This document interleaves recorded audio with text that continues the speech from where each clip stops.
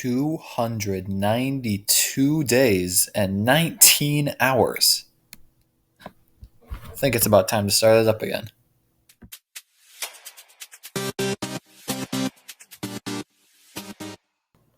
Coming in at our number 30 spot is the Washington Nationals.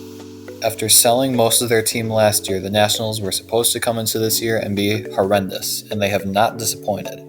In their last 10 games, they are 1-9, and in their last 17, they are 2-15.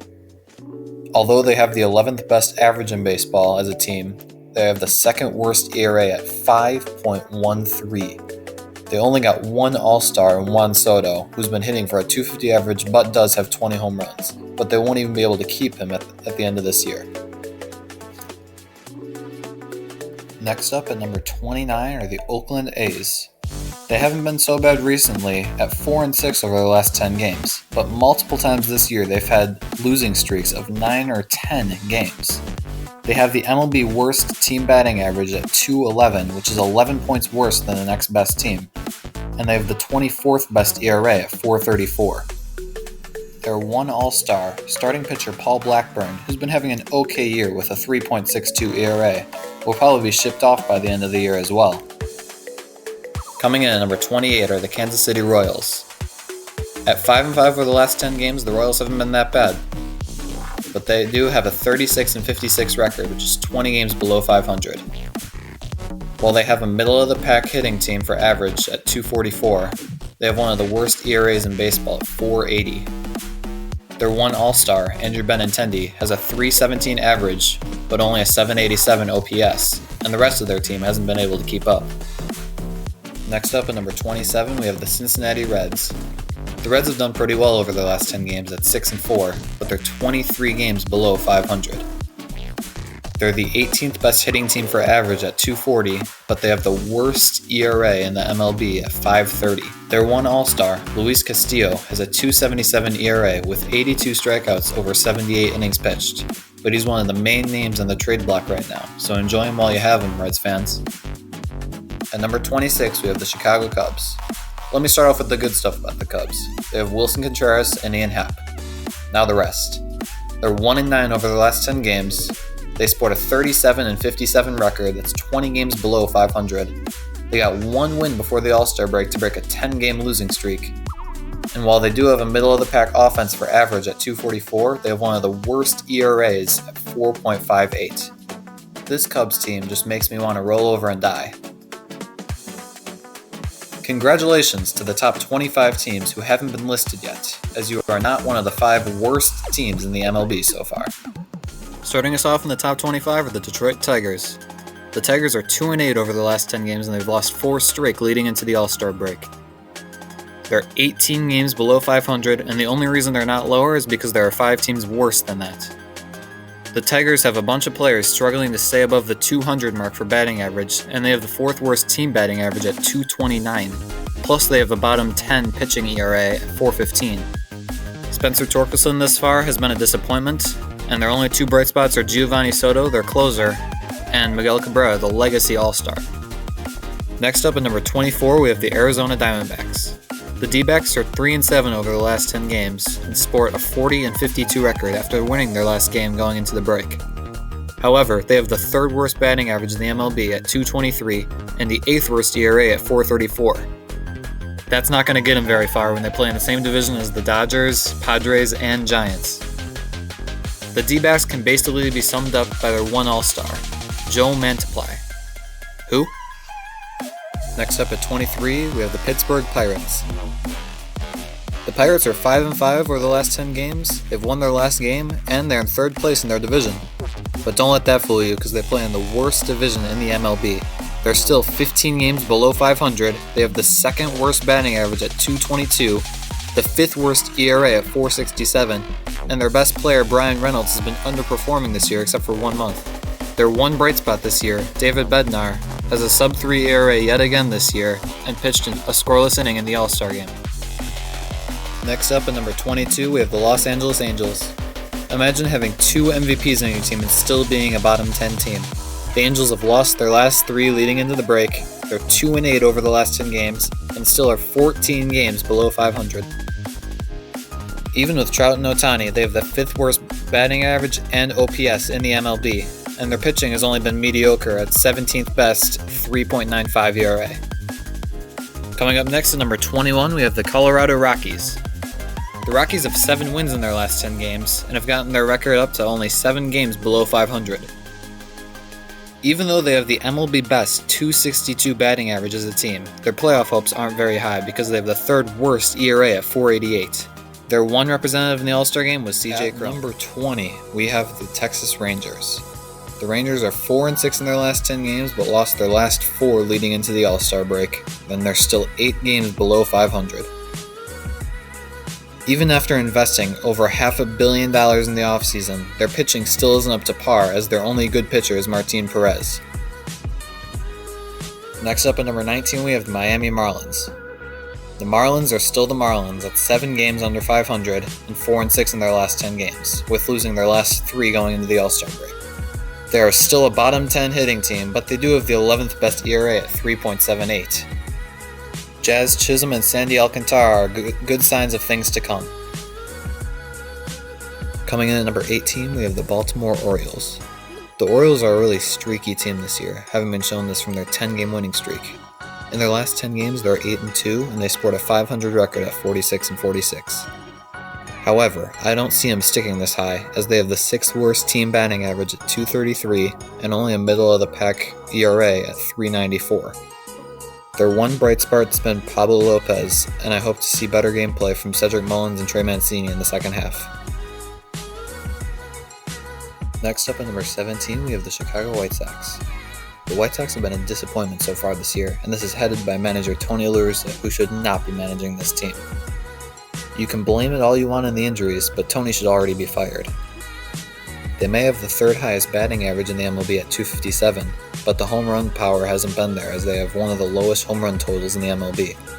Things are looking up, however, for the White Sox, as in their last 10 games they've won 7 of them and they're up to a .500 record. Dylan Cease has been a revelation, and their 2 All-Stars have helped carry this team, but the Sox need a lot more if they want a chance of making the playoffs this year. Next up at number 16, we have the Cleveland Guardians. The Guardians have been okay this year. They're 6-4 over the last 10 games, and they're 2 games above 500. They have the 9th best batting average as a team and a middle-of-the-pack ERA at 3.87. J-Ram's been one of the best players in the MLB, Clase's been locked down, and Jimenez has been a good addition. The Guardians are still well in the race for a wildcard spot. Next up at number 15, we have the San Francisco Giants. The Giants have been pretty good this year, having won 7 of their last 10 games and are 5 games above 500. This team's built more around pitching, as they have the 12th best ERA at 3.82 and the 10th worst batting average as a team at 238. While Carlos Rodon and Logan Webb are great pitchers, it only leaves Jock to carry the hitting. Next up at number 14, we have the Toronto Blue Jays. The Blue Jays have been really good this year, as shown by their 5 All-Stars, Vladimir Guerrero Jr., Santiago Espinal, Alek Manoah, Alejandro Kirk, and Jordan Romano. While they did have 2 All-Star pitchers, their ERA is only 18th best in baseball at 3.97, whereas their hitting has been the 2nd best in the MLB at a 262 average. There is reason for concern, however, as even though they have 7 games above 500, they play in the hardest division in baseball and have won 5-5 over the last 10 games. Next up at number 13, we have the Minnesota Twins. The Twins are 6 games over 500 and are in first place in the weak AL Central Division. They're carried by their 2 big hitters in Byron Buxton and Luis Ariz, but there's concern because they're 3-7 in the last 10 games and will need pitching help before the trade deadline. Coming in at number 12, we have the Boston Red Sox. The Red Sox have been one of the best hitting teams in baseball, hitting at a 256 clip, which is the 4th best in the MLB, and they have 3 All-Star hitters, Rafael Devers, JD Martinez, and Xander Bogaerts. However, they have the 20th best pitching ERA at 4.04, and they've been 3-7 in their last 10 games. Having lost their last 2, they're down to only 3 games over 500, and in a really tough division that's not looking good for the future. Next up at number 11, we have the Philadelphia Phillies. The Phillies are 6 games over 500, and it looks like they've finally put together a good team this year. They currently hold the 3rd wildcard spot, having won 6 of their last 10 games. They have the 13th best batting average at 246, the 8th best ERA at 369, and they have 2 All-Stars in Bryce Harper and Kyle Schwarber. But they need Harper to come back soon. Getting our top 10 started are the Tampa Bay Rays. The Rays are 10 games over 500 and are the fourth best team ERA at 3.37, thanks to their one consistency this year, Shane McClanahan. Even though they have the leading Cy Young candidate currently, you can never feel safe in this division as the injuries keep piling up for them. They are still in a very solid position and hold the first wildcard spot in the American League. Coming in at number 9, we have the Seattle Mariners.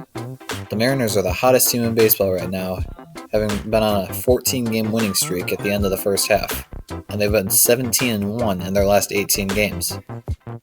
This has been mostly thanks to their pitching because they have the 5th best ERA in the MLB at 3.53, but they also have Julio Rodriguez and Ty France to carry the hitters. Next up at number 8 we have the Milwaukee Brewers. The Brewers are another team that have been carried by their pitching, as they have 3 all-star pitchers in Corbin Burns, Devin Williams, and Josh Hader, combining for a 3.84 team ERA. However, because they have the 7th worst hitting at 2.35 average as a team, they've lost their last 3 and they have a 3-7 record in the last 10 games, putting them at only a half game above the Cardinals for first place in their division. Coming in at number 7 we have the St. Louis Cardinals. The Cardinals are a solid team altogether, as they have the 8th best batting average as a team at 251 and the 9th best ERA at 375. Put together, they have 5 All-Stars: Paul Goldschmidt, Albert Pujols, Ryan Helsley, Nolan Arenado, and Miles Michaelis. This Cardinals team is 6-4 over the last 10 games. They won their last 2 before the All-Star break, are 6 games above 500, and are only a half game back of first in their division. Coming in at number 6, we have the San Diego Padres. The Padres have only won 4 games in their last 10, and they lost their last one leading into the All-Star break. However, they're still 10 games above 500, and the offense has been carried by All-Star Manny Machado. Drive to right field. The Padres have the 16th best batting average in baseball at 241, and the 10th best team ERA at 377, led by Joe Musgrove. The Padres are in second place in their division behind the Dodgers and hold the first wildcard spot in the NL. Getting our top 5 started are the Atlanta Braves at number 5. The Braves are 7-3 over their last 10 games, are 18 games above 500, have the 10th best batting average in the MLB at 248, the 7th best ERA in the MLB at 361, and have the second most home runs at 147. Their offense is led by their 5 all-star hitters: Ronald Acuna Jr., Dansby Swanson, Austin Riley, William Contreras, and Travis d'Arnaud. Coming in at number 4, we have the Houston Astros. The Astros are 27 games above 500, and even though they have a bunch of great hitters on their team, they've really been carried by their pitching, as they have the second best ERA at 2.98 in the MLB. Altuve drives one towards they have 5 All-Stars: Jose Altuve, Framber Valdez, Kyle Tucker, Justin Verlander, and Yordan Alvarez. The Astros are first in their division in the American League West, and they have the 2nd seed in the American League. At number 3, we have the New York Mets. The Mets are 58-35. They have the 6th best batting average as a team, the 6th best ERA as a team, and 4 All-Stars: Pete Alonso, Jeff McNeil, Edwin Diaz, and Starling Marte. Even though they only won 6 games in the last 10, they're still a top 3 team in the MLB. The Mets are in first place in the NL East, and they hold the 2nd seed in the National League. Coming in at number 2, we have the Los Angeles Dodgers. You can make a good case for the Dodgers being number 1, as they are 9-1 in their last 10 games. They're 30 games above 500. They have the 5th best batting average at 255 in the MLB, the MLB best 296 ERA, and 6 All-Stars. The Dodgers are in first place in their division by 10 games, and they have the 1st seed in the NL.